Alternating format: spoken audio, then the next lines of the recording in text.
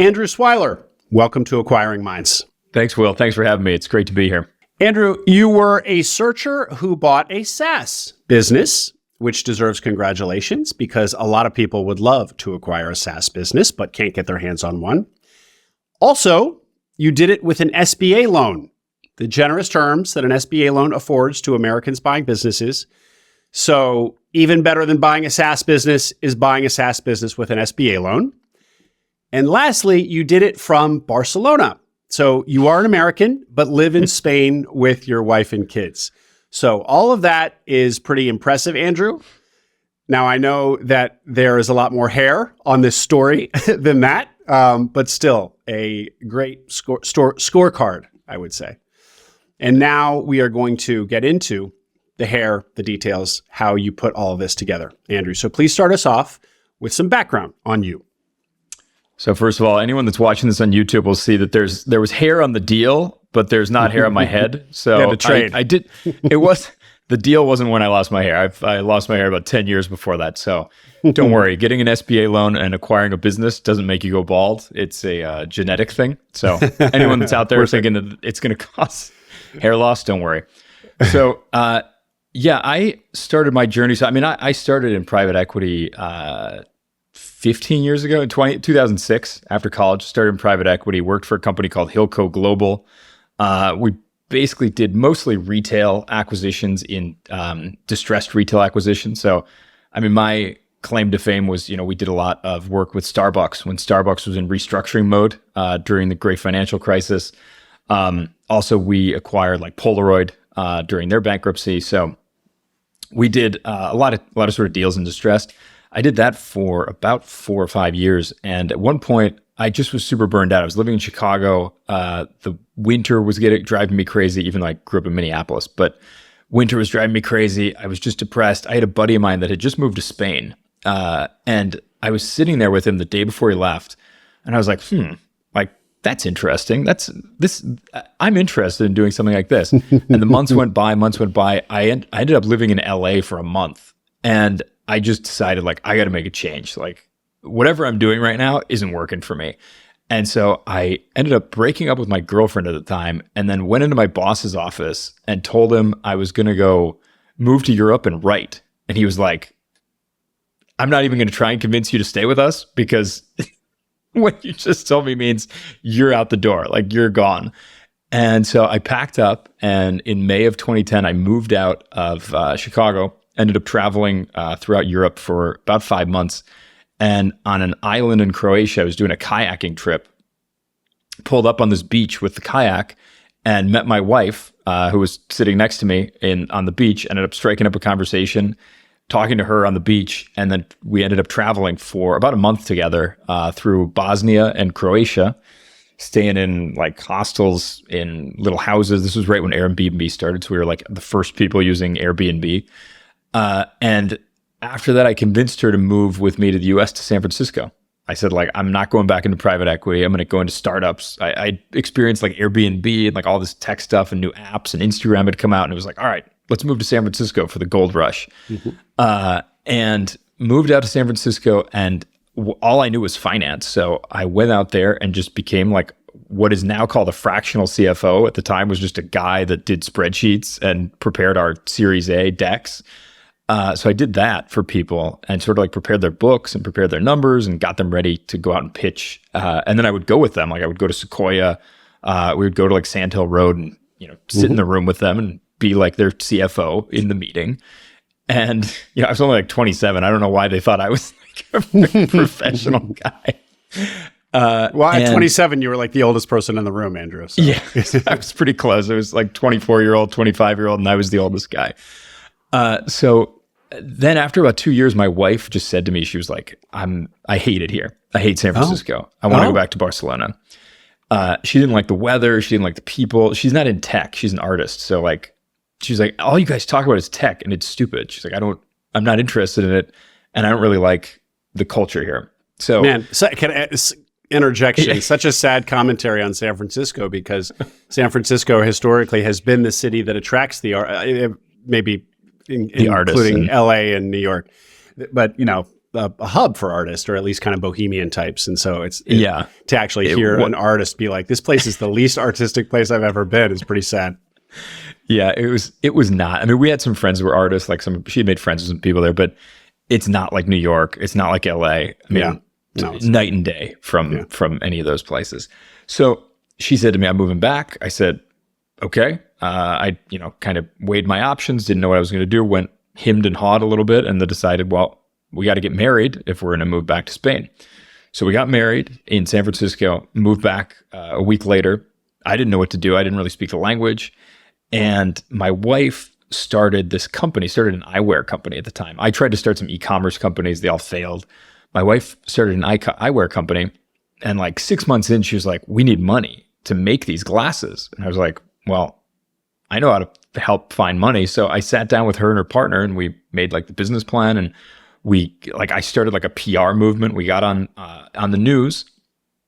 And we got the company in like all the big newspapers, and all of a sudden, like the CEO of this important company in Spain calls us and just said like, hey, I'm interested in your product. I'd like to invest, and gave us money to start the product. And I think we raised like $30K, like nothing. And ended up getting the product built. It was like a patent. It was glasses that were interchangeable. So you could go into the store and customize your glasses inside of our stores. We ended up making our own retail stores and then spinning those off into franchises. People would come to Barcelona and come to our stores, and they were interested in the product. And they're like, can I bring this to Dubai? And we're like, sure.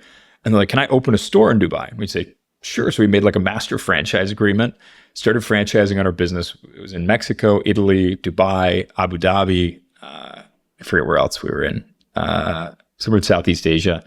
And it was an interesting experience. My wife, after a few years, we had 2 kids during that period of time, and then she had some health issues. And in 2019, right before the pandemic, we actually sold the company, not for a lot of money, but it was enough that gave me a chance to like sit down, think, what's the next step? What am I going to do? And I knew about search funds. I had actually gone to a search fund conference here in 2016 in ESA in Spain. ESA is like the most important place for search funds here in Spain or in Europe. So went to the search fund conference in 2016. I was like, wow, this is awesome. You can skip all the really crappy parts of entrepreneurship and just jump into the parts that are interesting. Sign me up. And it always kind of been in the back of my mind. But I knew like in Spain, I wasn't going to acquire like a local Spanish company. Strangely enough, in Spain, the multiples for like service businesses are the same as in the US. Financing's like 10 times harder. The market's 100 times smaller. And so you're in a situation where like, well, why am I going to buy this? Like this, I went back and forth. I'm like, I'm not going to buy this. I even tried to talk my brother into buying a dumpster company in the US in Minneapolis where he was living, and that he would be like the operator and I would be the finance guy. And my brother's a chef, and he was like, are you insane? Like, what are you talking about? Like, I'm buying a dumpster company. How did you do this? Like, how do people buy things? And so you do kind of get this feeling, you're like, oh, this is a weird, small niche society. Like where, you look up to like these guys that have bought other things, or like private equity firms or something else. Right. But like in reality, it's a very small subset of people that are in this business. Exactly. So I knew, living in Spain, really the only lucrative thing I could find was e-commerce or software. And I had already done, CFO sort of work for software. I'd obviously done e-commerce as well. I just was turned off by e-commerce. I think it's a very hard business. I think I did see a couple cool businesses. I'd mentioned to you a Lego minifigure business that I did like. But in the end, SaaS was really the only thing that really piqued my interest. The sales, building up enterprise sales and building up this infrastructure. You said e-commerce and SaaS seemed like the most kind of 2 lucrative industries. But I also assume they were the only kind of virtual remote style industries or segments that also would allow you the lifestyle or allow you to continue operating them while in Barcelona, because you weren't going to buy a brick and mortar or traditional business in Spain, and you weren't going to do that in the US either because your brother had said no thank you. So it needed to be a kind of a virtual business. And but what about a cloud bookkeeping business, or there are a lot of types of service businesses that you can run remotely. Why not any of those? So I actually, about a year and a half ago, I was trying to spin up the fractional CFO business again in the US. So I was talking to some fractional CFOs that were sort of doing it on their own. It was talking about like coming together and putting together a team, putting together a sales team, and doing that and almost starting it from zero. They all had a book of business, but like almost merging a few individuals together. We discussed that. I think for me, the service business thing I think it's interesting. I think from an acquisitions perspective, it's really hard to make the numbers work sometimes. I think a lot of times the great thing about SaaS is that if you do it right, you can have this multiple expansion that with service business, it's really hard to get. Like you might buy service business at 1 or 2x revenue, but you're not going to exit it for 5x revenue unless you've done something absolutely incredible with it. So for me, that was something that if I was going to dive into it, I didn't want to do it that way. And I also knew I had to put debt on one of these businesses. I knew it had to be very cash flowing, have a strong history behind it, in order to just get enough skin in the game for me to make it interesting. Because otherwise, you get into some of these search types of economics and, somebody might have 20%, they might have 15%. They obviously get more, but I wanted to make sure that I was above 50% inside of our deal. And I knew the best way to do that was, demonstrate a past of knowledge, but also being able to put debt on the business. So it had to be a business that's cash flowing and the SBA would accept. And that's hard to find in software. Sure. Well, so that's a perfect segue. But before I ask you about that, I want to hear more about why you don't like e-commerce, because we saw an explosion of interest in e-commerce during the pandemic because everyone started working from home and became entrepreneurs and didn't want to, rethought their lives. But also e-commerce was also booming. So there was this great pull of for this great appetite for e-commerce businesses. Now that's come back kind of down to earth, but there's still, on paper at least, a lot to like about e-commerce, namely that you can have a business doing millions of dollars a year that you're running from your laptop.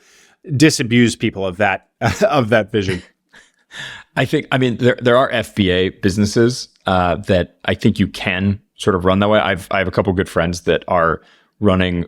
They have the typical setup, bunch of people in the Philippines running their whole business, and they're playing golf all day. It's fantastic. I'm super happy for them. I wish I had gotten into that business in 2015 or 2014 because that was the moment to do it. I think right now it's very hard. It's very saturated. It's super cutthroat. You're fighting with Chinese people all the time. And the moment to sell was sort of when I was looking too, because there was all these FBA aggregators that are out there looking. And a lot of guys I knew ended up selling out at that moment, but also the multiples were going through the roof. So it was like, what do we, and you knew that it felt like a bubble of, a bunch of capital was pulling in. Same thing with non-FBA businesses, but I had run an e-commerce company and just a physical goods company for 5 years, 6 years.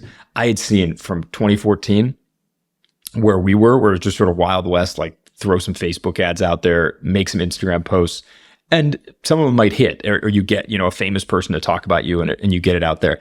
The industry professionalized and optimized super quickly. So like by 2020, 2022, it was whoever's the best operator, whoever had the best chops, and whoever had the best team. And I saw that, like I saw my evolution in e-commerce, and I knew like I'd been out of the game for a year, and I was like, I don't want to get back into it because I know where this is going. It's just whoever has the best operations, or whoever has the contacts with, a creator or a famous person or something like that, or you just got into a really, really strong niche early on and you've gotten positioning from SEO. It's super hard to take a business that you acquire that's an e-commerce business right now and in today's environment and grow it into something bigger, unless you have some sort of special sauce that like, hey, I'm going to buy this because I know Kim Kardashian or I know X, Y, and Z person, and they're going to help me get it off the ground. And I know people that did really well during the pandemic, and right now they've cut a lot of their businesses just gotten kneecapped. Really? Yeah. Oh yeah. E-commerce. Okay. Well, that was exactly what I wanted to hear. Thank you for that explanation. No, it sounds, I still find my own kind of personal attraction to e-commerce surface every now and then and think, let me buy an e-commerce business. And then I hear from an e-commerce operator like you, or somebody who knows a lot of e-commerce operators, and I'm reminded why I should not. Of course, There are people who will buy e-commerce businesses and it will go well. So this isn't, Yeah. let's not generalize too broadly, but buyer beware. All right. So the question that going back to SaaS now, the question I wanted to ask you about SaaS is, so there's lots to love. Why don't you actually enumerate for us the reasons to love SaaS? We kind of glanced off it, address that directly, and then I'll ask my question. So, I mean, one of the best things about SaaS is if you can grow it and you can show growth and that growth isn't petering out, your enterprise value goes up enormously very quickly. So today, one of our investors, Einar, is the guys from Tiny Seed. He tweeted out a graph that shows MRR growth and enterprise value. I can share with you afterwards the link. Yeah. And it shows like as the graph goes like this, the enterprise value is actually above the graph. And as the graph for MRR goes like this, the enterprise value collapses like this. So what is there to love? It's if it's growing, if you can figure out how to grow it, there's huge opportunity on the exit of selling one of these businesses. So if you can come into one of these businesses and it's flat and you buy it when the enterprise value is down and you can get it to go like this and the enterprise value jumps very quickly because growth in SaaS is something that, people value a lot because they see that as every piece of growth has not a lot of marginal cost. So the value immediately goes up because the product is already made. It's not like a physical good.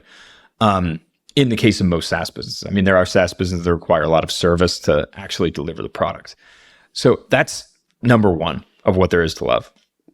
Number two, from my perspective, is like you mentioned, the remote workforce. I love not just the fact that I can live wherever I want. I love the fact that I can hire people from wherever, and you can find fantastic people you can leverage. And it's just they're cheap. I mean, we have guys in Ukraine that make as much as a US software developer. Mm-hmm. So that, there's a misnomer that this is cheap labor, and it really isn't. You're getting, there's only X amount of engineers in the world, and you're going to pay good money for the good ones. Mm-hmm. But you're able to, I go on LinkedIn and I post jobs. Like I'll do this thing where I post, if we need a position, I'll post every day in a different country or in a different city around the world and just collect resumes for free because LinkedIn lets you post one job post for free at any given time. So if you post every day, usually you'll hit the max 50, 54 if it's like an interesting job post. So I'll get 50 candidates a day in different cities. You can weed out of those 50, you might find 5 that most people just apply to things and don't even look at what the job is. But you'll find 5 like really good people. And you'll find them in India, Ukraine, Germany, Portugal, Mexico. And all of a sudden you have this huge pool of talent that you can look to rather than saying like, hey, I'm in Denver and I got to hire, the best guy in Denver, and you get 50 guys in Denver, but you're not getting to choose from this enormous pool of talent that have experience. And a lot of these people now have worked for international companies and they've worked for, startups or large corporations. And frankly, I mean, today I was meeting with a guy that's here in Spain, that's from Brazil. He's a product manager and he's amazing. He's amazing. And he's probably, I'd venture to guess, we haven't agreed to anything yet, but I'd venture to guess he's 30% of what somebody in San Francisco would be paid, maybe less than that. And English is perfect. His experiences with a super fast growing startup from Berlin. And it's hard to find that if you're just stuck geographically. So for me, those are like the 2 key things that I love about SaaS. The other thing is, it's grown, it's matured a lot with like with e-commerce, which brings its good and bad, but there are playbooks that you can run, but those playbooks they're always evolving. And for me, what's interesting is always trying to like get ahead, like see what people are doing in outbound marketing, what people are doing in inbound marketing, what can we do better, what can we tweak? Because you're not selling what drove me crazy selling glasses was like, you're selling like just to consumers, like they just see a cool picture and they're like, oh, I want to buy that, like buy. Where with B2B, you have to be telling a story, you have to be explaining to people, you have to be educating the consumer, you have to be showing your knowledge about, like in our example, HR. So we're always building knowledge about HR and explaining it to people and telling people like what we know just to build a relationship with them. And that relationship's long-term. And it just, I don't know, it's that long-term like B2B enterprise, like you're actually trying to do something together rather than just transactional, like, hey, give me the money, buy some glasses, move on. Interesting. That's kind for of me the is consultative, what something you I call like. consultative sales, when it's specifically when it's applied to sales. Now, I know you're also talking about content marketing and kind of, I don't know if consultative marketing is a thing, but same idea where you're trying to really be to educate your customer, and in educating them, kind of hoping and expecting that they'll then turn to you when they need the thing or when they're ready to buy. Yeah. And that's interesting that you actually like that, Andrew. I mean, I guess it's certainly, I can see the appeal of that, but I think probably more people would just prefer, transactional, quicker sale, and doing it more often. And also a lot of people just prefer consumer marketing. Now, again, I don't actually think that's me, but your glasses company, you could talk to people, at a cocktail party. Like there's a universal appeal to it. So it's kind of, quote, I put this in quotes, more interesting to people because it's more accessible to them. Whereas this is super niche, super B2B, super only going to be interesting to people who care or know about HR and software and HR, which is 1/1,000,000th of the people who that wear glasses. But I guess it's that's just interesting. I've never thought about SaaS that way, or B2B SaaS specifically. Yeah. It definitely takes sort of a specific way of thinking about things or enjoyment to do that. But I mean, I hung out with like famous soccer players. We had like models. We had all this stuff. Our glasses were in movies, but I never felt like comfortable in those situations. Now I like talk to HR people, and I like them. They're interesting people. Like I'm learning as much as they're teaching me, because I didn't know anything about HR. So I've never worked in a big company. I've never done anything with HR. And I just talked to our clients and just found out, like, why do they use this? What is important about this? What do they do all day? And it's interesting. That's great. That's great that you had that. You were willing to reach out to customers and kind of ask that. I guess you got your clients on the phone after you bought the business, but we're jumping ahead. So let's return to that.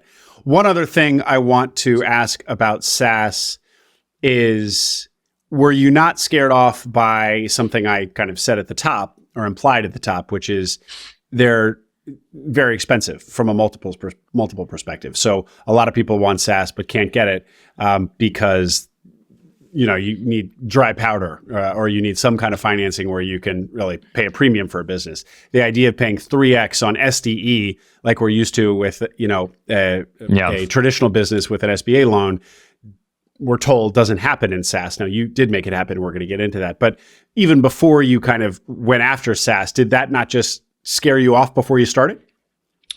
Yes and no. I looked at, I would say between SaaS, e-commerce, and everything else, I probably looked at, over 2,000 deals in just looking at SIMs, talking to brokers, looking at a lot of things. And that made it so when I did find Lanteria, I knew it was an outlier, like from a pricing perspective, from a valuation perspective, from an opportunity perspective. So all those sort of at-bats of taking those swings and seeing it, it could have scared me off. Like I looked at and there were some great companies we looked at that, they wanted, I don't even know what they ended up selling for, because they weren't priced, but I assume they sold for 10x ARR in that time period. Maybe they would sell for 7 or 6 now. But it was definitely daunting. And were you also expecting to be able to, or to have to get an SBA loan to buy whatever business you set your heart on? That was my original thesis. I knew that if I was going to have, like I said at the beginning, if I was going to have enough skin in the game and enough equity in this business, it had to be something that we could put debt on. I knew that from the top. Yeah. And so, again, part of the reason that people can't get their hands on SaaS businesses is just because they're so expensive. But even so, you just don't want to pay a huge premium for a business. But even if you're kind of willing to, often it's unfinanceable. I mean, the bank is going to say this, this thing doesn't underwrite. So it's kind of like, even if you're willing to go after that SaaS business, your lending partners are not. That also was not something that scared you off. I think I was just too dumb or naive to actually think through that part. I didn't really talk to that many lenders before we actually found the deal. So my thesis was, and I have another friend of mine that acquired a SaaS company. His thesis was he went to the market to investors and started talking to them like years before. So he was doing the deal on his own. He started talking to investors years before and started sending them emails, updates to lenders, to investors, and he'd send them every month like his update about his funnel that he was doing for his search. And I was like, well, why are you doing that? I'm like, just find a really good business, and the whole thing will kind of fall into place, which I've tweeted about before was a big mistake on my part. I got lucky then that I just was super aggressive afterwards and had a good deal and moved as fast as I could. But it does make a lot of sense to keep people in the loop and build up that investor network while you're doing this. But from a lender perspective, I talked to a few lenders. I talked to the people from Live Oak Bank, and they were like, we don't really do SaaS businesses. Right. And once I found the business, actually it was Xavier Helgeson, who's he Enduring Ventures. Yeah. He reached out to me, or I tweeted about something, and he sent me a DM. We ended up talking on the phone for a while. He put me in contact with a few different lenders that he knew. One of these guys just was crazy enough. He was like, send us the information. And fortunately for us, what the previous owners had done was basically optimize 100% for their own profitability for years. So they underpaid their employees. They underpaid for marketing. They basically didn't try and grow the business, but at the same time, they were building up a cushion of cash underneath them every single year. And so the bank looked at this and was like, wow, look at this business. These guys are taking home like $750K a year on this business that's doing like less than 2 million top line. They're like, this is crazy. So we were able to sort of show them these numbers, and they were like, oh, you guys have tons of room to maneuver, which we did. I mean, the profitability was there, and it did give us a lot of cushion afterwards to make, all the mistakes that we've sort of made over the first year, because there was a solid base inside the business. Fascinating. Okay. Well, we're going to hear all about Lanteria and what it is and why these guys were running it the way they were. But before we do that, let's just hear a little bit more about your search. 2,000 SIMs or listings that you looked at, all SaaS businesses or some version of online businesses, digital businesses? No, it was all over the place. Like I said, I was looking at dumpster businesses in Minneapolis. I was looking at SaaS businesses. I would say, I was focused more on digital businesses. Sometimes if like a traditional business kind of came across my desk, I would take a look, but very few of those. It was mostly digital businesses. If you look on the, acquire.com, Flippa, all those, I don't really consider those as SIMs that I reviewed. Those are just a lot of crappy businesses that just put their P&Ls up there, and you kind of figure out who are scammers and who's not. I looked a lot on Axial. Axial had some pretty good deal flow during the pandemic with SaaS companies. And what I would do is just I would look at the SIM, but then I would get on the phone with the broker. I was one of those typical jerks that would take up the broker's time that they always complain about, like these searchers that waste their time. But tire kickers, you have Andrew, the tire kickers. Yeah, the tire kickers. I was kicking the tires, but I knew I was kicking the tires in business I knew I wasn't going to buy, just to kind of understand what was the level you could push back on these companies. Because sometimes people are listing things at 8x revenue, or they weren't listing them for anything. You just kind of feel out what is the pricing here? What is their motivation? And just test out the questions that you could ask and the discovery that you could do. So when it actually came time to find because the key to most of this is there's a bunch of deals that are on the market that'll be there in 12 months because they're not really looking to sell unless somebody hits their number. But what you want to find is the businesses that are ready to sell, that are priced to sell, and that want to move fast. And that's when you're going to need to be able to have mentally say, hey, wait a second, this is outside of what's usually there.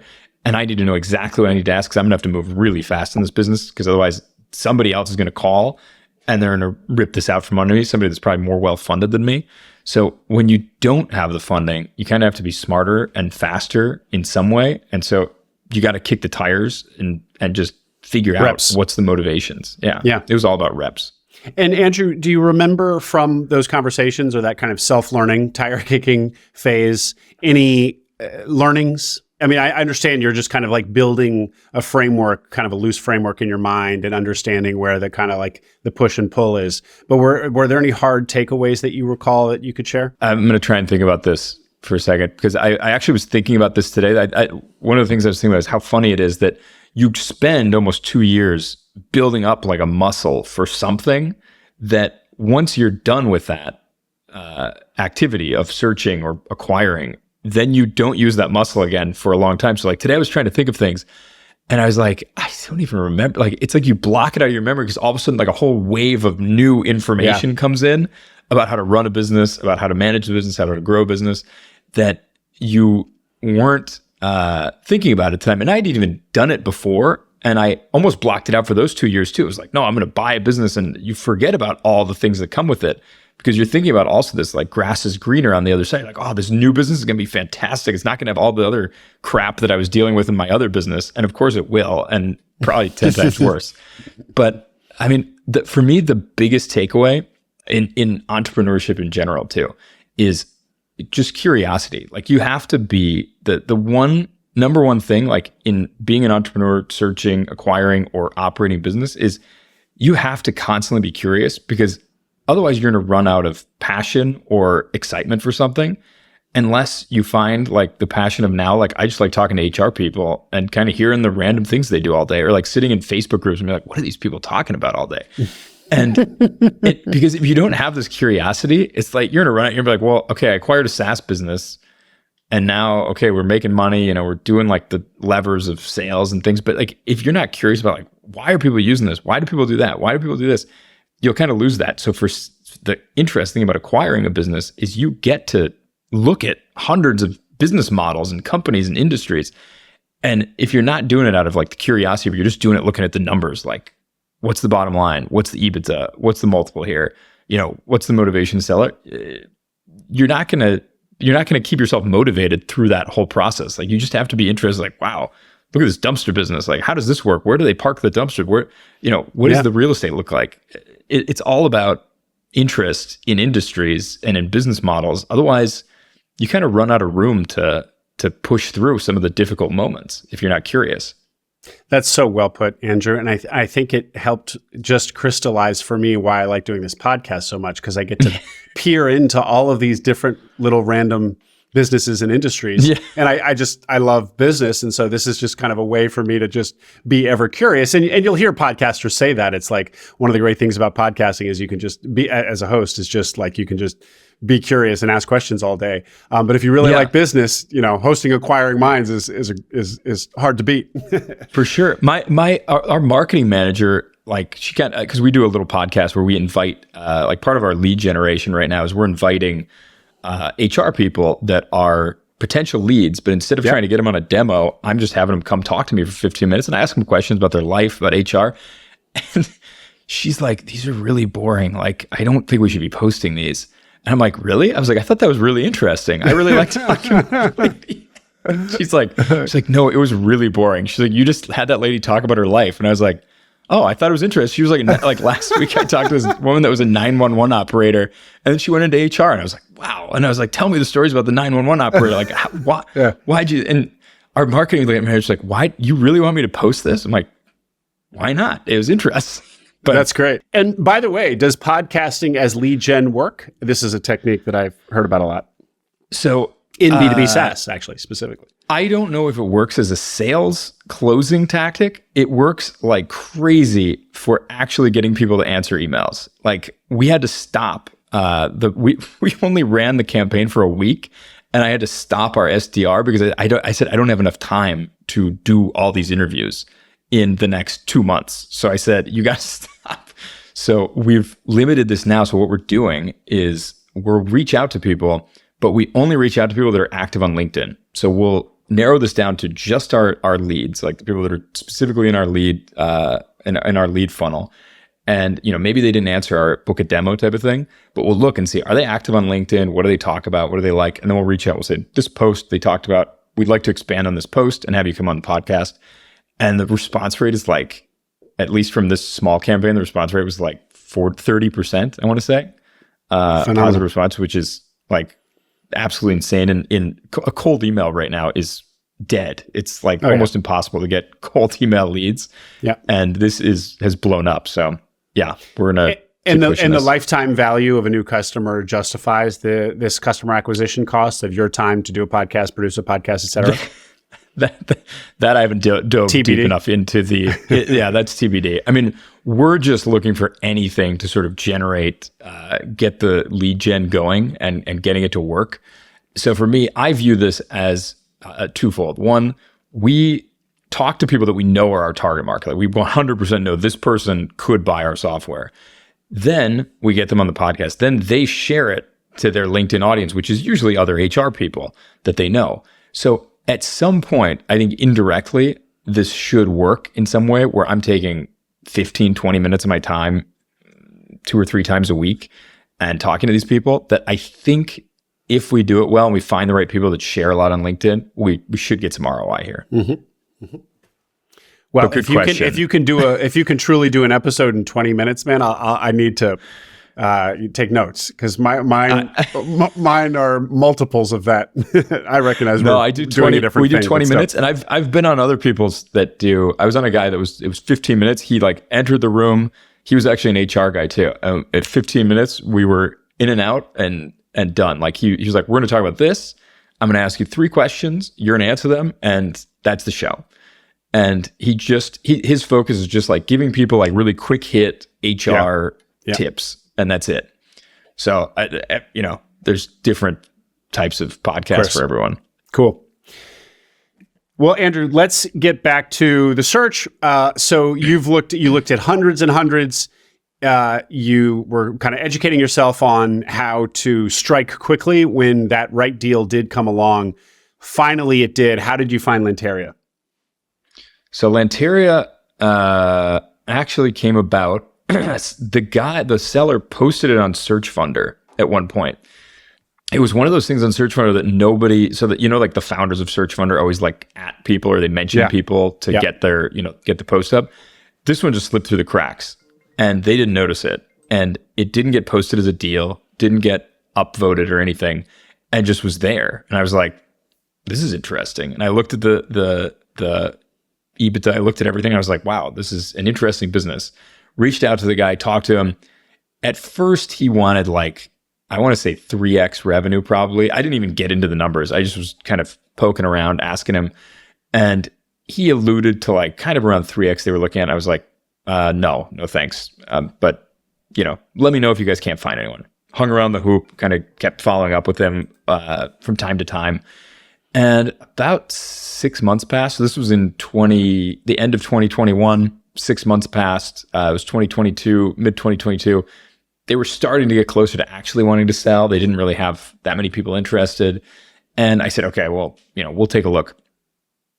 The numbers had been flat. And I said, no, we're, still not interested. End of 2022 rolls around. The Ukrainian war's becoming a thing.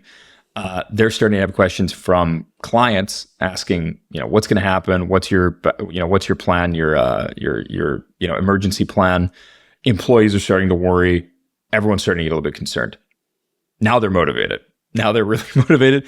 And they knew I'm sure they were talking to a few other people, but we were one of the few that had been, actively checking in on them and seeing what was going on.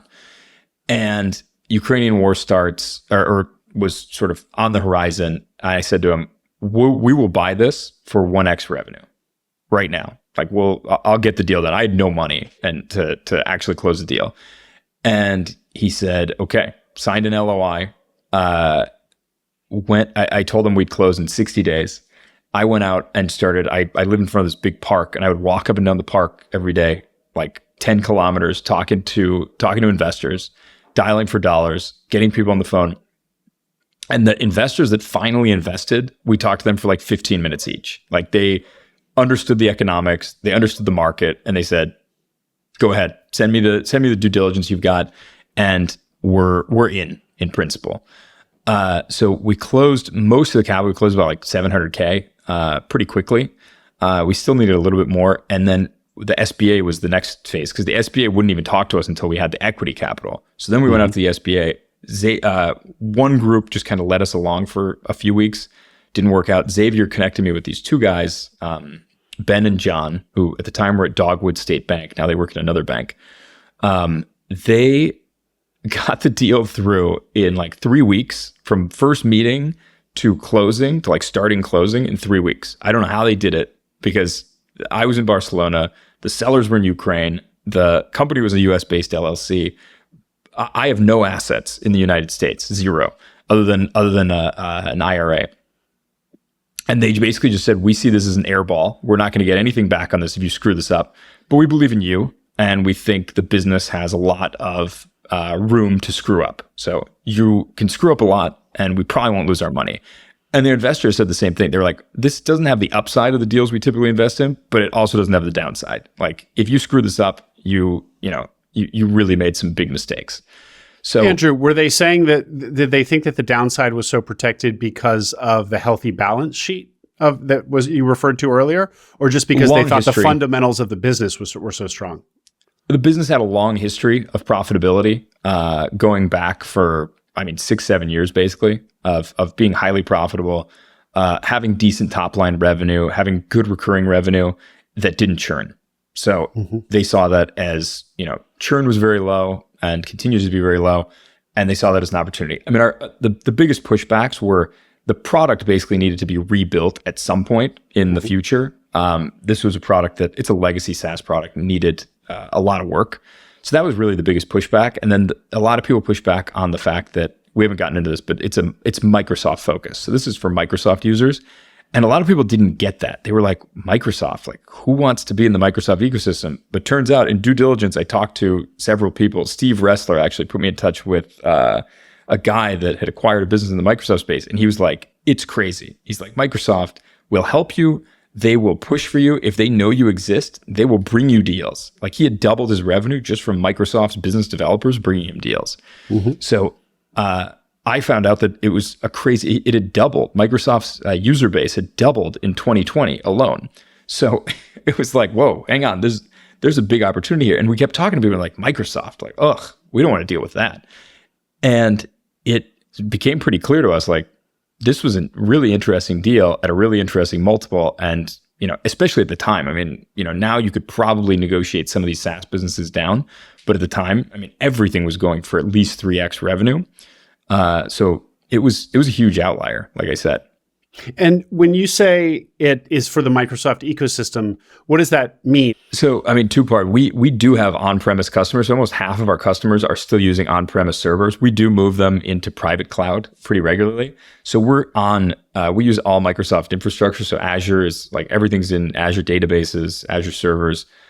So if you're a Microsoft user and you're using Teams, OneDrive, Viva, all these different products, our product integrates very well with those and is like built to sort of integrate with them, and especially with SharePoint where it's built on.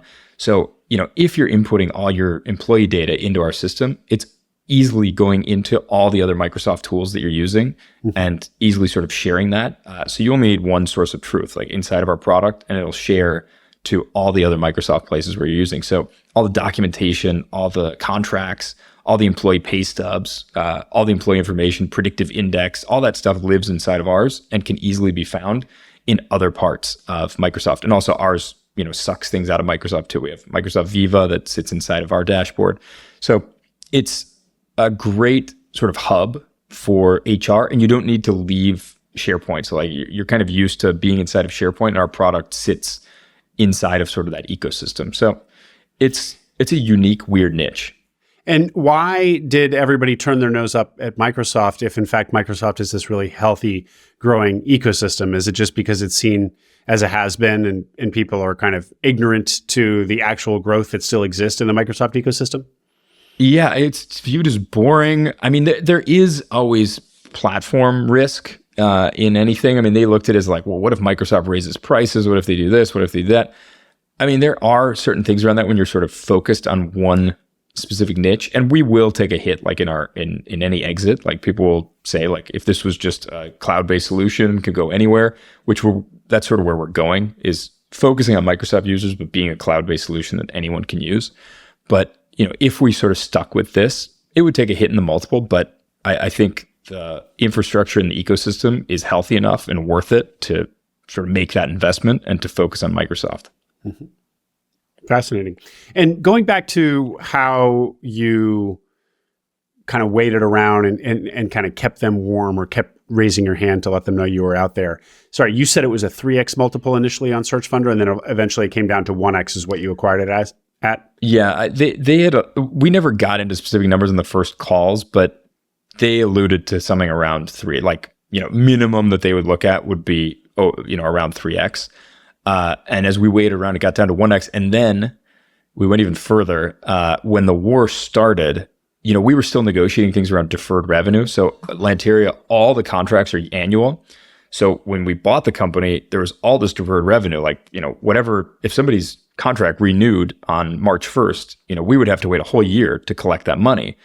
And so we had to educate the owners on this because they were just booked everything as revenue. It was like, well, this money's in my bank account, it's revenue. We had to, educate them on what deferred revenue was and how to actually account for that. And then we ended up reducing the price even more because we said, all this deferred revenue, we're not paying for it. We're discounting it off the deal due to the risk of the Ukrainian war and that, some of this revenue might not exist next year. And they ended up accepting that and deferring some of it through payments later. Like we said, okay, we came to an agreement where some of the deferred revenue was taken off the deal and some of it was just moved into year 2 where we would pay them through the company, as a consulting fee. Because the SBA doesn't allow so that there's the seller notes that people always talk about, but the sellers are way down on the capital stack and they can't get paid out until the SBA is paid out, which a lot of owners don't like. But what our lender let us do is do a consulting contract with them posterior. So we could do a consulting contract with them a year later or 2 years later and pay them out via consulting contract, which, obviously isn't as interesting for them from a tax perspective. But since they were living in Ukraine and the Ukrainian tax is like 5%, they didn't really care getting paid out that way. Mm-hmm. And just to educate people on deferred revenue, to make sure we're clear, imagine, one of your customers pays you $1,000 for an annual contract. They pay you on December 1st. So it goes all the way through to the next December 1st, that $1,000. But really, and they sell to you on January 1st. So really, they have serviced that $1,000 for only 1 month, and you're going to have to service the remaining 11 months of that contract before you see more income from them, a $1,000 renewal for the next year. And so the sellers shouldn't be able to keep that 11 months worth of the $1,000 payment. That should go to you. It's a liability on a balance sheet. So the way I explain it to other people that talk about deferred revenue, I think the easiest way to explain it is, imagine you go to a bank and they give you a loan for $1,000 on January 1st, and you got to pay that loan back on December 31st. That loan sits on your balance sheet as whatever hasn't been paid back on that loan sits in your balance sheet as a liability because the bank gave you that money that you have to give to the bank. In this case, it's the client that's giving you the money up front, and you have to pay them back via services throughout the year. And those services, dwindle down that amount of money that that you owe to them over that period of time. So I just say, instead of thinking of the bank, think of the customer as your lender for that whole year. And yes, you don't have to pay them back via cash, but you have to pay them back via services. And once you explain this to the sellers, they got it. They didn't get it until the war started. And then we told them, you got to take this one or leave it. We're not going to dance around this one anymore. Because they were kind of dancing around this for a while. And we said, once the war started, we're like, no, deferred revenue's off the deal. And the role of this tragedy, the war, it sounds like they weren't necessarily, hopefully, affected like their families personally, but it just created a lot of uncertainty in their business. And as you said, their own employees and customers were kind of getting concerned about what this could mean for the business. So it just kind of was a natural point for them to want to get out of it. But this wasn't like a vulture situation where, there was some tragedy that everybody was able to kind of like take advantage of. No, we had been talking to them for a while. The war, like I said, really the war just spurred them to be more motivated. They did have clients that were concerned. And then for us, when the war actually started, we had been negotiating this deferred revenue for a while, and we just said guys, we've been dancing around this issue for a while. We're taking on a lot of risk now. Your whole team, because remember, when the war started, these guys left the country. So they got out and their families got out. They live in Canada now. But a lot of the employees at the time, we didn't know, are the employees still there? Are they not still there? Are they leaving? Some of them were going to leave, then they didn't leave. So, the risk was varying from day to day of, who was leaving and who wasn't, because there are some employees that did leave. if all the employees had left, the risk would have been totally off the table and we wouldn't have been able to negotiate this. But a lot of the key employees were still in Ukraine. So we said to them, like, the risk just went up. And so the price has to be impacted by that. And what we've been debating this deferred revenue for a while. This is what's coming off the tail. Like, this is for us sort of a red line inside the negotiation. But they got out and they're doing fine. And frankly, all of our employees are pretty good too. Mm-hmm. Great. Well, that's great to hear. And your lender and your investors, did they also, they talked about how this didn't seem like there was little downside here or pretty good downside protection because the business had been historically enduringly profitable, really healthy balance sheet. But to lend money into a business that's now in a war-torn country might change their calculus a little bit. Did it? The bank, the investors, we had one investor that wanted to get on the phone and find out more. So one of my partners, they're in India. They have an outsourced product development agency. So we were able to tell the bank and tell the investor, like, hey, we've got teams in India. We have the ability to hire that was half true. We did have teams there. The other half that wasn't true is we did not have teams that were built specifically for the technology stack that Lanteria was built on. But we were pretty confident that, worst case scenario in this was if, this would just set us back, 3 to 6 months in development time from anything else. Like, it would just be, we just got to get new people up to speed and hire them quickly. So we alleviated their concerns with some of that. But frankly, in retrospect, there was more risk than we probably let on and that we probably understood. Although on the flip side, there's also that factor that you called out at the beginning. What you like about SaaS is that, kind of the world is your labor pool. So you are likely at some point, even if it takes some months and the business gets a little bruised or you kind of get into a pinch, you're going to be able to find people to do this somewhere in some country at some point. Yeah, it just would have taken time to get them up to speed. I mean, there's a lot of tribal knowledge, we have people that have worked for the company for 8 to 10 years. So, you've worked somewhere that long and it wasn't a super well-documented product. So we went about almost a year without having like a real CTO. Now we have a CTO in Indianapolis that joined the team. If he had joined the team at the beginning, we would have really mitigated this risk. And, he really understands the product now. Within a few months, he was up to speed and said like, hey, if anyone leaves, I can get new employees up to speed quickly.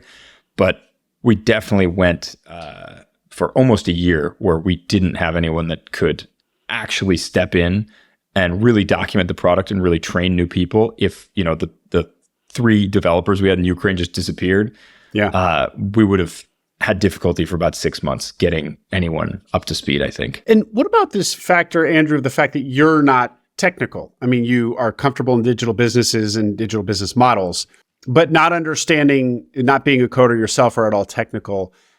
How do you feel about that? And what would you tell other people out there who might be intimidated by buying a SaaS company because they're not technical? You have to find somebody. You got to find your other half that is technical. I think you can get far enough. So like I said, I had the guys in India that worked with me. They did the technical due diligence. So they brought in a consultant in India that went through the whole technical product, worked with the team, understood the product before we bought it. So we were comfortable with sort of how the tech stack was built and documented.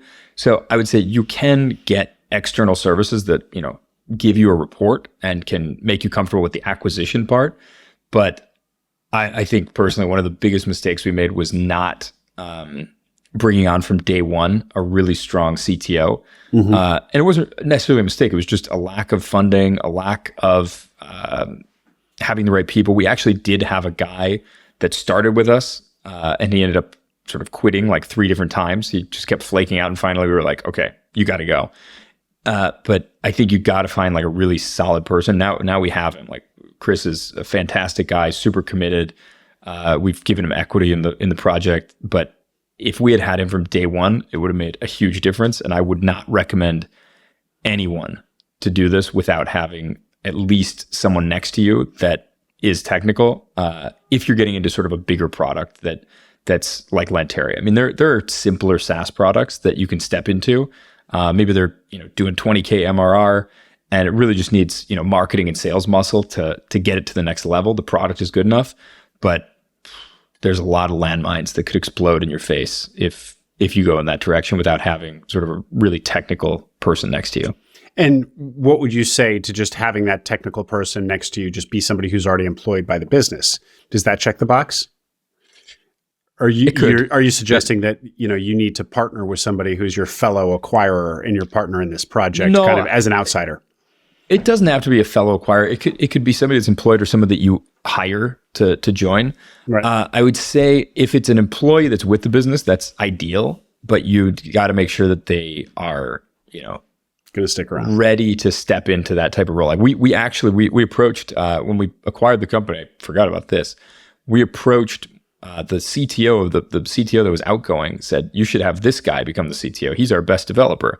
So we approached him the first week and we said, Sergey says that you're the best guy here. You're a fantastic developer. That you should step up and be CTO. And he said, no, I don't like managing people, but I will step up in the midterm for you, but I want double the salary from what I'm getting paid right now. And it was like literally the first week that we were there. And I was like, oh my God, like what did we just step into opening this door? Because if we had never said anything to him, he probably would have asked for a raise, but never at this level. And it kind of opened up Pandora's box and put us in a very adversarial relationship with him for a long time. He's still with us, but it took until we kind of hired a technical person to actually build up a better relationship with him. Mm-hmm. But I think you got to make sure that the person has the right mentality and is sort of thinking about things right, because otherwise it could bite you. That you kind of have someone that's like, oh, this guy really needs me. I'm going to put the screws to him right now. I want to hear a little bit more about the terms of the deal, the structure of the deal. So just going back again, you see it on Search Funder, 3x. Just for the uninitiated, remind us how SaaS businesses are sold. It's a multiple of ARR, annual recurring revenue. It's not a multiple of SDE. And 3x you consider too high. Because I recall, now this is a few years ago, SaaS businesses being sold for even more eye-watering multiples of revenue, not of profit. So 3x doesn't strike me as a lot for SaaS. But it was, I guess, you're saying. It was because it wasn't growing. I mean, it was a business that, first of all, Lanteria has a heavy part of service revenue. So we probably have 30% of our revenues through services, implementation, customization, things like that, which is always a little bit scary for a SaaS buyer. So I think that scared off a lot of people. I actually personally think it's actually a sign of you're going to lock in customers very well because they need something customized or need something, specifically implemented. And you're going to get them locked in, which you've seen from like Salesforce. Salesforce needs certain customization. They lock people in forever. Yeah. So I actually viewed it as a positive, where other buyers probably looked at this like, oh man, look at all this non-recurring revenue.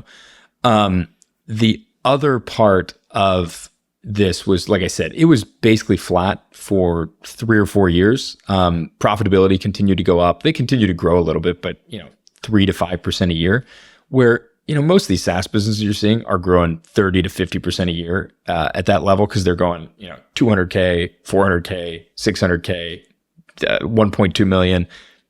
A lot of these SaaS businesses that are even bootstrapped are growing very fast because they can expand, globally super fast. Mm-hmm. I'm not saying everyone because it's not easy to grow at that clip, but usually the ones that are out there for sale are growing at that speed. And, they're looking for 7 to 10x ARR in those cases. And frankly, they're basically what you're buying is that projection that that's going to continue, that there's an unlimited or long-term growth plan here where you're going to go 1.2 million, 2.4, 6 million, all of a sudden you're going to make these big jumps. And you're going to grow into that multiple. Right. I would be interested to see how often that actually plays out in certain SaaS acquisitions. I mean, I know there's, the big companies and the big acquisitions and the big PE firms that do fantastic. I'm saying in this lower market, there's a lot of companies that find really good product market fit for a specific subsector or a specific niche, and they can't hit those next levels outside of that niche, or they had a really great offer. I looked at deals where you'd be looking at the revenue and you say, wow, this is amazing, this growth. And what you noticed was that their sales team was actually just running these crazy promotions to lock people in. And then they were churning the next year, and they would run the same promotion again and churn again the next year and then run the same promotion. But they would continue to grow because they would lock in new revenue, but always at a very low margin. And you'll see that a lot in SaaS businesses because it's all about just the growth, because that's where the enterprise value is. So you see a lot of weird things that pop up in these like smaller, lower market deals where companies like Lanteria that have been around for a long time has a long history. You saw sort of what they were doing. You saw the profitability. You saw the company, people were locked in for a long time. And it takes a hit on the multiple for the seller. And we saw it, like, we just knew, like, somebody that doesn't see growth, people are going to automatically discount that. They're not going to buy this because it's not growing. And so we knew there was a smaller pool of buyers than a typical SaaS business. It's interesting, Andrew, because actually the quality of your revenue was higher than these growthier SaaS businesses where they're basically sort of buying revenue that's not going to stick around. Very, very interesting. And so map for us when you got it down to 1x revenue, what that actually was in multiples that we understand of SDE. So what? Because I assume you had to do that for your SBA, for your lenders anyway. So what did that look like so we can all speak the same language?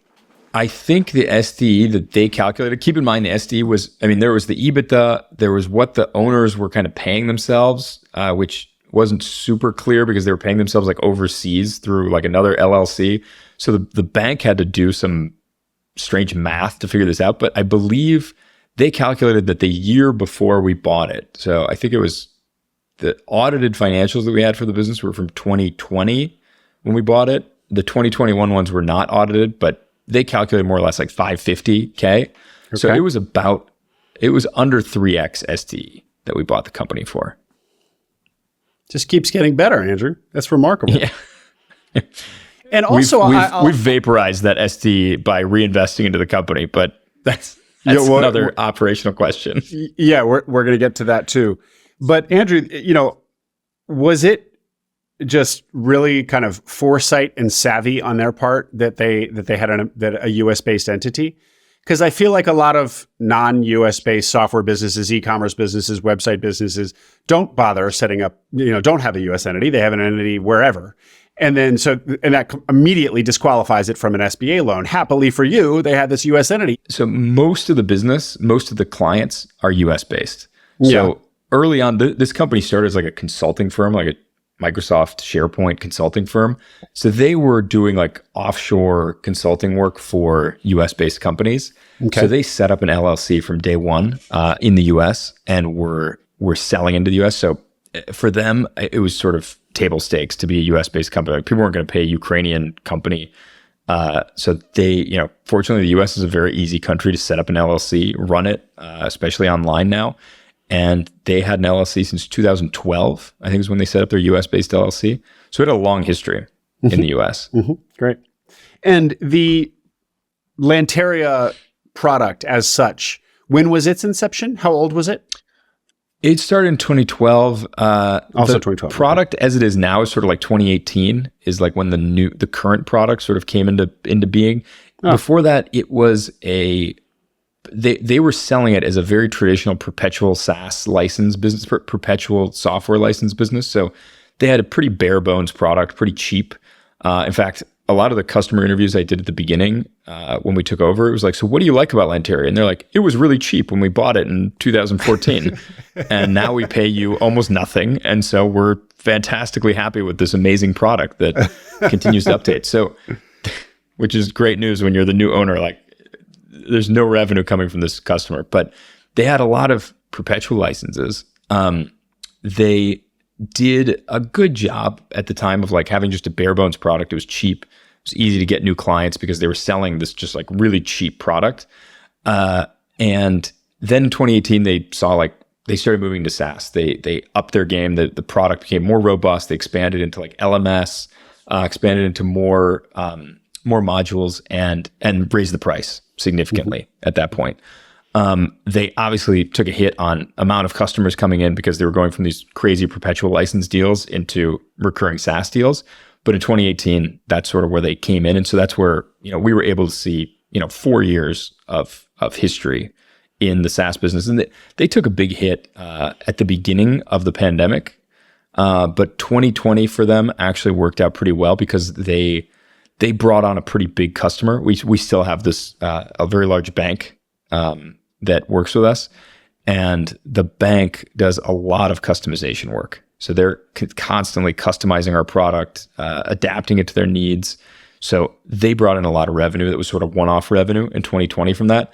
But we've been able to continue that relationship with the bank and continue to bring in that revenue, and even more. Like this year, we've brought in more revenue than they did in 2020, just from this one client, which has basically helped us bootstrap the business and continue to be able to reinvest. Because, I mean, we can get into this later, but I'd say the biggest mistake that we made, the number one mistake that I made in this business, was we raised enough capital to close the deal. We didn't have a lot of time, so we did what we could do. But my mistake was, okay, we closed the business, we're fine, we've got enough capital. Let's build a plan. Let's build up some bona fides, and then we'll go out to the market at the end of 2022 and raise sort of the rest of the money we need, sort of like a growth round, so to speak. And obviously the market totally tanked, collapsed, and rates went through the roof. So I mean, our SBA loan went from $12K a month at the beginning to now it's $16K a month, which it's a hit. It's probably a developer that we can't hire because we're paying the bank those interest rates. Yep. But the bigger hit was just on the fact that we couldn't go out and raise, the $500,000 to $1 million that we really need now to do that. And so what we've had to do is just find ways to claw cash out of customers through doing more work for them, doing customizations, doing things that don't scale, but at least, fill the coffers to be able to invest into, new people and sales. Well, in some ways, there's a pattern where an agency, a tech agency, will eventually create a product from kind of something that their customers are asking for over and over and over, and they're doing custom work over and over and over, Yep. and then they say to themselves, "Oh, there's a product here. There's a SaaS product here. Let's build it once, and Exactly. then we have a product." That's this case. Yeah, it sounds like that's this case. Yeah. But now you're kind of having to take a little bit of a go back to the custom work thing, kind of the reverse of this, where you have the SaaS product, but you need the capital to reinvest into it, to, I guess, rebuild it. And so now you're going kind of back to agency, custom consulting work, whatever you want to call it, project work, to kind of fund the project anew. Kind of an interesting. And I mean, even beyond that, so one of the things from a cultural perspective is because this company was built with that fundamentals, like the previous owners did everything thinking of how much money can we make off of this? How much are we billing the customer? Everything was billable hours. So we came in here and we were thinking like, we're going to step into a SaaS business. And like Chris, even when he stepped in almost a year later, he was like, what's with the billable hours discussed? Why is everyone talking about billable hours here? And I'm like, listen, I had to explain to him sort of the structure of what we were doing from a revenue perspective. I said, this business was started as a consulting company, and it kind of stayed that way. Even as it moved into product, they still thought about, how do we build a customer? How much is the customer going to pay for this? So like implementation hours, it was like, oh, we went over on implementation hours. Doesn't matter. Build a customer. Instead of saying like, hey, how do we cut down the implementation hours on this so we can get more customers? So there's all these like weird dynamics that you would never see in a regular SaaS business that we've sort of had to pull out, and we're still pulling out the wires there that are difficult. And I would say people that do spin up SaaS products from agencies have to be careful that they don't embed that into their culture, that thought process. On the other hand, in some ways, in this kind of growth equity raise pinch that you're in, it's serving you well, because it's natural to go back to doing kind of consulting work to quickly generate revenue. Yeah, it definitely derails some of the things that we want to do, because you'd love to have your developers just working on the next version of the product, improving the things. Sure. So it definitely derails us. It derails my sleep more than probably anything. but that's the next phase. I mean, that's what I'm focused on mostly right now is figuring out dialing for dollars again. I want to close with that in just a second, Andrew, to kind of hear what your plan is, what your vision is. But my listeners are not going to be happy if we don't I want to make sure we got terms of the deal and kind of the numbers laid out cleanly. So what did the ultimate deal look like? What did you pay for the business? What percentage of it was your capital, investor capital, SBA capital? Break it all down to the extent that you can, please. Yeah, so I'll break it all down. So we ended up paying $1.6 million for the business. It was doing $1.6 million in revenue. Now it's doing about we'll probably do 2.2 this year. The breakdown was about $650K was investor capital. I didn't put in personally, I probably put in 75 into the business. A lot of it I pay myself a lot less now on a CEO salary. I basically did all the due diligence. We didn't do any fees for, closing. We didn't do any fees for anything. The rest was all the SBA. So what was the SBA? So the SBA gave us $100K in working capital. So I think the SBA was overall, because of the fees, the SBA was about 1.2 million that we got, a little under 1.2 million, if I'm recalling correctly. And then we have a deal with the owners that next year we'll pay them $100,000 in consulting fees over the year. So monthly throughout the year. If we hit, certain milestones, which, from a revenue perspective, it seems like we're in a hit because what we've done this year. So that, I believe, I'm trying to think what else would be an interesting deal point from there. No, that's great, Andrew. So basically the SBA was kind of the traditional, I did some quick math here, about 75%. Yeah. And the investors in you, a small piece you, was the remaining 25%. So this was also, because I thought we might hear from you like, yes, it was an SBA loan, but only 50%. But no, this was kind of a traditional first-time searcher acquisition of mostly funded by the SBA. That's great. Yeah. And they did push at the beginning. They did want us to put more, and in the middle of the closing, we got them to give us more capital for because we just said like we're going to need more capital to get this deal going. And the banker was like, whatever. He's like, we're not at the limits of the threshold. And, nobody's close to more than 15% in the capital stack. So they felt comfortable that, there was a good spread of capital out. So they gave us a little bit more working capital. Mm-hmm. And to be clear, that consulting agreement that you have with them, where if you guys hit a certain revenue number, then you engage them as consultants for $100,000 for 1 year, paid out monthly over the year. Yep. That is, what SBA lenders will talk about as kind of the side consulting agreement. It's effectively an earnout, but the SBA doesn't permit earnouts, so they're packaged in these kind of interesting ways. Fair? Yes, it was definitely a side agreement. Like they wanted it to be in the asset purchase agreement, and the SBA was like, what somebody told us, one of the attorneys was like, "You guys can go sign this. It's not enforceable." They're like, "If you want to break this deal, go ahead." But they said this is just a gentleman's agreement, basically. Okay. A gentleman's agreement on paper that had no relationship to the SBA deal, but gentleman's agreement nonetheless. Yeah. But, and just to be clear that I'm understanding it correctly, because it kind of essentially does function as an earnout in your mind as the buyer. You're like, if we hit certain performance in the business, certain growth, then I'll compensate you more, seller. Yep. After the fact. Yeah. Cool. Yep. Thank you for that. And before we just move on to your plans here and close out, Andrew. So to paint the picture for everybody, the SaaS business comes out, it's on Search Funder. It seems overpriced. It doesn't get much interest, but you circle the hoop, you engage with them, and then you circle the hoop, keep raising your hand, and that price comes down to earth and then, kind of hits your strike price and a deal happens. Do you think, and a little bit more context. So like that will happen a lot in SaaS businesses where they come out overpriced and like nobody bites. and then it kind of like withers or whatever.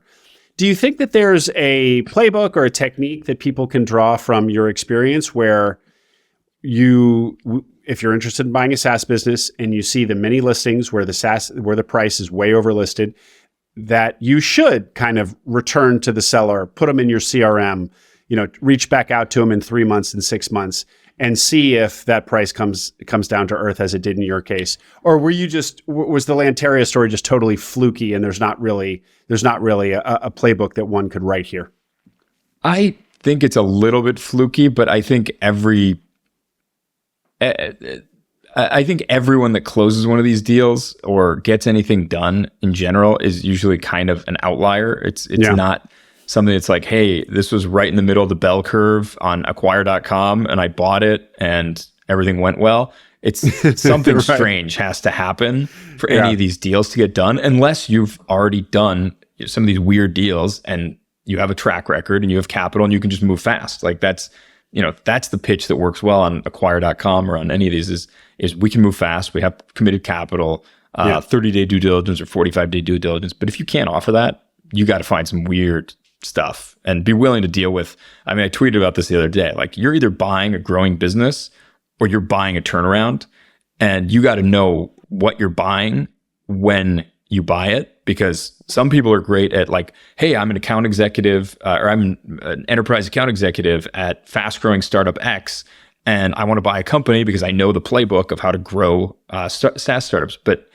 if you buy a company like Lanteria that you basically have to like crank it to get it going again, you're moonshot, like super fast, I'm going to hire SDRs and build out this system, isn't going to work with this type of company. You got to be willing to get down and get dirty with a turnaround, or pay a premium, buy a company like that, run your playbook and grow it and grow into that revenue multiple. Mm-hmm. But you got to be clear what you're going to get into and what you want to get into and what your talent is at the beginning. It's interesting, Andrew, to hear you characterize, I assume you're characterizing Lanteria is in the turnaround bucket, which kind of, belies my characterization at the beginning of your story here that, you got this amazing SaaS business with an SBA loan. And I acknowledge that that it's a little bit hairy, but to hear you call it a straight up turnaround, that suggests a lot more risk there and a lot more hair than I was implying. And also, but it also doesn't actually sound like your investors or your lenders thought of it as a straight turnaround. It seems like it's kind of a sleepy business, but not one that's in free fall. No, not in free fall. I consider in SaaS, I mean, if you're not growing, you're basically a turnaround, basically. Like in SaaS, a turnaround is either like a real turnaround would be like someone that dumped a bunch of VC money into something, and the VC money's dried up, and we're to buy this company. Instead of it going into bankruptcy, we're going to buy it at a huge discount because the VCs basically just want to dump it and write it off. That would be a real turnaround. But in those cases, like, you just step in and you say like, hey, all that VC money's gone. So the 100 people that are working here, we just need 15 of you to actually run this business. And that's what we're going to do. I view either that's a turnaround in SaaS, or if you're not growing, you're turning it around because something's got to change. If you're not growing, it's usually not like a magic dust gets sprinkled on it and you just start growing the next day. You got to fire a lot of people, roll heads, make some tough decisions, and push pretty hard. And if you're going to pay the premium, you're going to get a good business that's growing, and you just got to, you got to hit that next crank and hit that next level and push it up. And that's, it's just two types of businesses, and it's different strategy, different playbooks, different people to run those. Well, it sounds like in your case, in the quote turnaround that is Lanteria, it's not conserving costs. It's actually investing a lot into the business. So you've made it clear that basically there's tech debt quite a bit. I mean, the product needs to be rewritten at some point. I think you'll do that gradually, not all in one fell swoop. So as kind of a closing topic here, what is your game plan? So there's two game plans. One is Lanteria needs to be sort of rebuilt. So what we're doing is module by module. We're adding new modules, building them in a more modern tech stack, and joining them onto the current product. And then we'll keep rolling out, current modules. We have updated versions inside of a new tech stack over the next, I'd say 24 months. We'll sort of have a new product that's fully launched in 24 months. We have been out there. We were looking for capital at the beginning of the year, like I said, kind of put that on hold as we focused on bootstrapping, so to speak. And I went out and did the rounds. I mean, I've been talking to a lot of HR people. I've gotten the word out there that we acquired this HR company and that we're like, this is what I'm doing now. I'm in HR. I'm acquiring HR SaaS companies. And planting that flag has all of a sudden attracted a lot of companies that want to sell, that are, they can't raise that Series A, they can't raise the Series B, they couldn't raise their seed round, or, for whatever reason, the market's just kind of turned on them, but they have good businesses. So I'm getting a lot of good inbound of interesting deals all of a sudden. And Lanteria on its own, raising capital is very difficult. So what I've kind of pivoted to is, let's go bigger, raise 10 million in capital and go acquire a couple more businesses that could be complementary to Lanteria, could be just they run on their own. The way I view this is HR. If you're building HR content, you're building a content flywheel, you're building up a database of VPs of HR managers. That's all shareable across various HR software companies.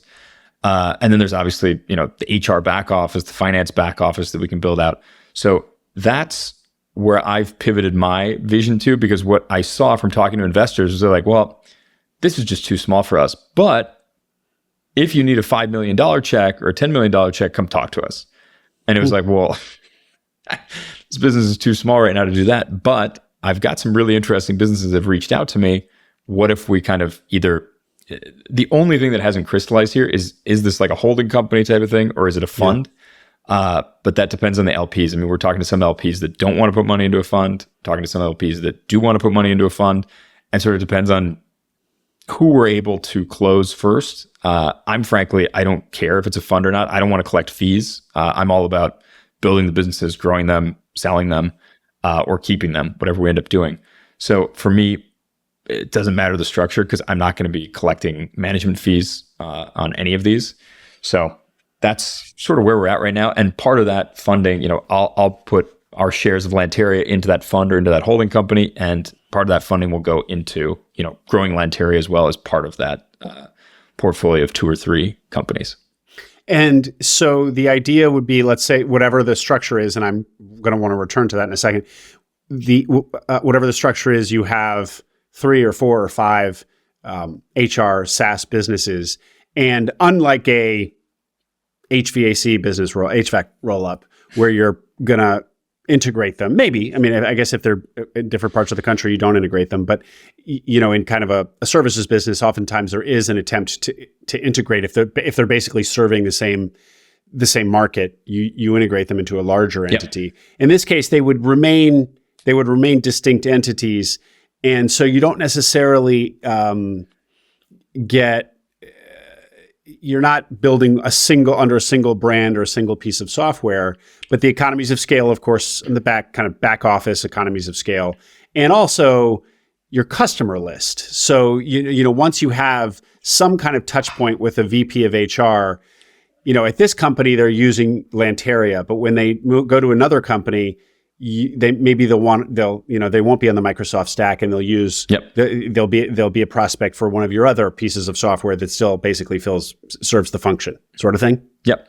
Yeah, serves the function, or even serves a complementary function. I mean, there's a lot of things. I mean, even if you just think of like a normal software company where you do a lot of channel partnerships across software companies, you have this is a complementary product to us. They do like one company we've talked to does AI coaching for companies. So like the managers can run their one-on-ones. It's kind of like Fireflies, where like an AI sort of sits in the meetings, takes notes, gives you tips on like how to improve the performance. That's something that, we could resell, or they could resell Lanteria if you were just channel partners, like working together, saying like, hey, you should talk to Lanteria. It's an interesting product. Now think of it as like you're just owning them both and sort of cross-selling. If you're a good account executive, you're talking to these people, finding out what they need, what they're doing. You say, we don't have that, but we could, bring in this piece of software that is part of, our family of companies, and give you a great deal on it. And you could use that to complement, what you need. Mm-hmm. And are there funds or holding companies or collections of companies, SaaS companies that are following this playbook? Of course, not the constellations, not these giant software roll-ups, but something like what you're talking about, where there's kind of light complementariness between the various software packages that are being held. I did talk to one other group that's focused on HR software for this. There's a few that are focused on accounting types of softwares. Most of the ones that I've seen though it's just decentralized. It's, it's just software. For a lot of people, I mean, software is software. They always say it's like chicken. It's like 80% is the same thing. I personally think that having sort of that knowledge base in one specific industry takes you from 80% to like 95% because you can cross-sell in that. So I don't know. Like I said, I'm always just a curious person and like dove into this HR space, and from diving into it, all of a sudden this sort of came back as like a payout. Was people they see you as a legitimate buyer because you know the space, and you can go to people and say, hey, we're building up an ecosystem here with content, and I'm in like Facebook HR groups, so people sort of know who I am now. And you can use that to leverage into, growing a customer list. Well, it's funny to see this play out in SaaS, because certainly it's a pattern that plays out in buying a blue collar business in a local market where, you buy the HVAC business, and then the other owners who are also nearing retirement hear about you and say, hey, why don't we talk about you buying my business as well, sort of thing. Yeah. Andrew, we're really pushing time here, but there are a couple of things I got to ask you about, just because I think this will be helpful for me and probably for others in the audience. When you talked about, or you said, I'm open to a fund or a holding company, I'm kind of agnostic about the structure. Can you give us like 120 seconds on what the pros and cons are there, how you even think about that? Educate us a little bit, please. So, all right, we'll start with holding company. Pros would be, it's more tax efficient in theory. You're able to reinvest that money into the business on a much longer term at a much more tax efficient way than with a fund, because the fund legally has to return money to the investors. So that's one of the pros of the holdco. The holdco also has operational efficiencies inside of the business. So if you're running the fund, all those like efficiencies and management type of stuff kind of goes into the management company, where if you're running the holdco, that's all something that could live inside the same C Corp or the same LLC, and you can share those relatively easily. There's a whole host of other efficiencies that go with holdcos that we won't go into. I can share some links and send it to whoever wants to read them. On the biggest con on holdcos is, how do you value them when the investors come in? Like, how do you build up these valuations? Like the Enduring Venture guys, I don't know how difficult it's been for them, but they've done several rounds, and you got to value your shares in each one of those rounds, and you're raising new capital, fresh powder. It gets complicated. Whereas a fund, each fund is sort of closed. It's its own entity. It's its own thing. The investors invested into fund one. Now they're investing into fund two, and it's all sort of closed off. It's hard to value the holdco, and it's hard to convince people to invest in a holdco because the fund structure is way more prominent. So if you go to a family office and you try and pitch this to them, they're like, we just invest in funds. Like, we don't want to do this. So like I said, I've talked to some investors that actually don't invest in funds because they're like very contrarian in that way. So if they want to do that, then I'm totally open to it. I think the holdco for me is much more interesting, gives way more incentive and way more skin in the game for like the GP, so to speak, in that structure, because they're all owning it together rather than you just collecting fees and collecting the carry on the back end. On the fund structure, biggest pro is that it's way more prevalent, way easier to raise capital. You don't need to educate people on what that is. Valuation, it's way easier. Structure, fee deal structure is way easier. You say 2 and 20, or one thing I've been pitching to people is, if we do hit certain MOIC, certain return on capital to people, if you hit 30%, or if you hit 3x, we'll take out 30%. If you hit 4x, we want 40%. If we hit 5x, we want 50%. So you can structure it in a way that's a little bit simpler. like I said, the most attractive thing for funds is the fee structure for people. The more assets under management, the more fees you're collecting, which for me is not what I'm looking to do. I'm still obviously a novice in this space and am presenting myself in that way of saying, hey, I'm at step one, but this is sort of step two.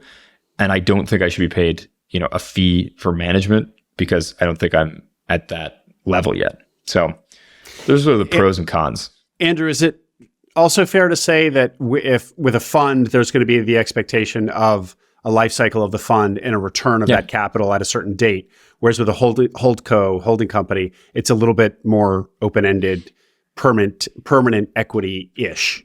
So that's a pretty key distinction. One is there's a ticking clock. The other is there's probably always a little bit of a ticking clock because most investors are eventually going to want to get their capital back, but it doesn't tick quite as loudly.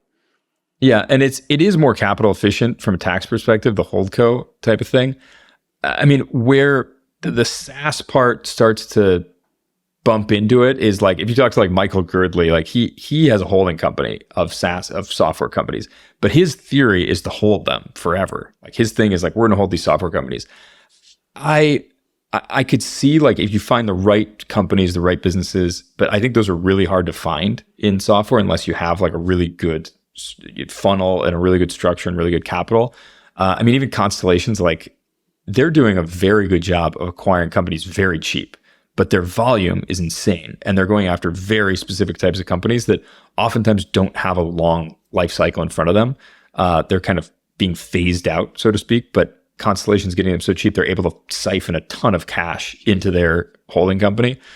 But where they kind of bump into each other and where the fund does make a little bit of sense is that you are kind of working on a shorter time frame. Like you're buying these companies and maybe it's a 5-year hold, maybe it's a 6-year hold, maybe it's a 7-year hold, but the money a lot of times in these SaaS businesses is made in the buy and in the sell. Like what multiple you come in, what multiple you went out in, and what's the timeline that goes in. And a lot of times that timeline is 3 to 6 years. So the fund could make more sense then. Specifically for SaaS, because SaaS products by their nature kind of have 3 to 5, 7-year kind of lifespans or generations. Yeah. And you're reinventing. I mean, in a SaaS company in 6 years, you're reinventing yourself. I mean, you're doing something basically new. Where if you're an HVAC company, I mean, you could probably keep offering the same services in 6 or 7 years and be fine. And that's a great point that we should highlight, because that's one of the ways that SaaS, despite there being a lot of appeal to it, because it is technology and it moves fast, it's not actually enduringly profitable in kind of the traditional definition, because you got to be, technology software moves quickly. So it doesn't just, what you build doesn't endure. It needs to be reinvented. So it's actually kind of violates the enduringly profitable principle, even though it's very attractive in many other ways. It's sand. I mean, it's the day you're holding it, the sand is dripping through your hands and you're trying to figure out how to put more sand in there to keep it going. But the sand is very profitable. It has very good margins. So that's what makes it attractive. That was an education. Thank you for that, Andrew. That was great. Okay, we are at time, but is there anything that we didn't get to that you wanted to say, wanted to share, learnings, otherwise? No, I think like I said, always be curious, raise more capital than you think you need, would be sort of like the two takeaways, and invest in whatever I end up building. How can people reach you, Andrew? Let's plug you here directly. So on Twitter, I'm Swiler A. On LinkedIn, I'm Andrew Swiler, and you can find us at Lanteria, LANTERIA.com. That would be sort of the 3 ways to find me. DM me. I'm always around. That'll all be in the notes. Andrew, thanks for giving me so much of your time. Thanks for the education on how to think about funds and holdcos with respect to SaaS overall. This was a very rich and educational episode. Really appreciate it. Thanks, Will. It was great to be here. It's awesome talking to you. I hope you enjoyed that interview. Make sure you subscribe to the Acquiring Minds channel below. We are now publishing twice a week, so tons of new interviews and stories to come. Stories that will help you along your own path to acquiring a business.